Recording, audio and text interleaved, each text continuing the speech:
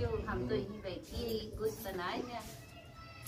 तो मेहरारू गलती समझ के वो घरे से बाहर निकाल देते हैं। तो अपने महतारियों को निकाल देते हैं और मेहरारू को हाँ। और हम एक घूमा रहा था, वहीं बैठ के अपन खाना पीना मांग जाके अपन कुछ दिन दावत थे।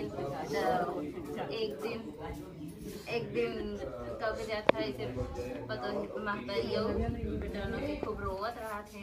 तब अवसानी माइया थे कहा थे काफा बुढ़िया भेज में आओ थे कहा थे काफा काहे रोवत हो काहे हमार सही कोनो गलती नहीं ना हमार बेटी ऐसे देखे तो जाता हमका सही के घरे से बाहर निकाल जाए जोन के हैं अब बेटवा तो हक गई आई है लिए जाए तब चली जाओ छोटा वाला अवसानी माई के तो दूरिया चबाए तो सब ठीक हो जाए।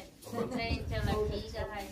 तब कुछ दिन ऐसे हो था, तब बेटौना को हम जान रहा था तो दूध बिलिया बतिया बैठी रहा थे।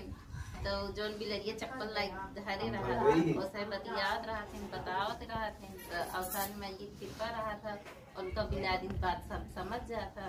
तब कहा थे हमरे मेहरारू कौनो गलती ना हुई हम बिला